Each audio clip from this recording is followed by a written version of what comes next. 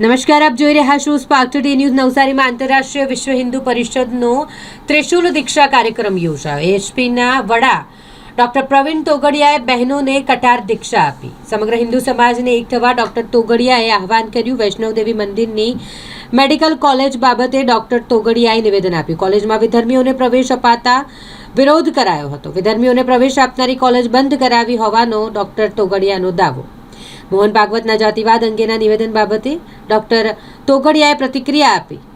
રામ મંદિરના સમયથી અમે એક છીએ, હિન્દુ એક છે અને એક રહેશે તેવું કહ્યું. વૈષ્ણવદેવી જમ્મુમાં હિન્દુનું તીર્થ, 1 કરોડ હિન્દુ જાય એના પૈસાથી 2 વર્ષ પહેલાં મેડિકલ કોલેજ ચાલુ થઈ અને હિન્દુઓના પૈસામાંથી 50 મેડિકલની સીટમાં 44 કાશ્મીરના મુસલમાનોને એડમિશન આપ્યું. રાષ્ટ્રીય બજરંગ દળે વિરોધ કરી આ મેડિકલ કોલેજ બંધ કરાવી. આ હિન્દુઓનો બહુ જ મોટો વિજય છે. અમારો સંકલ્પ છે વીર હિન્દુ વિજેતા હિન્દુ. આ સંકલ્પના અંતર્ગત પૂરા દેશમાં ત્રિશુલ ધારણ, કટાર ધારણ, સેલ્ફ પ્રોટેક્શન ટ્રેનિંગ, શસ્ત્ર પૂજન આવા કાર્યક્રમો કરી આ વીર હિન્દુને વિજેતા બનાવવાનું અભિયાન રાષ્ટ્રીય બજરંગ દળ દ્વારા આખા દેશમાં ચલાવી રહ્યા છે. આજે પણ ત્રિશુલ અને કટાર ધારણ કરવાનો કાર્યક્રમ થયો.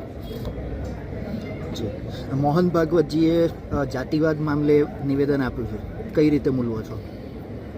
મોહનજી ભાગવતે કહ્યું એની ઉપર હું કોઈ કોમેન્ટ નહીં કરું.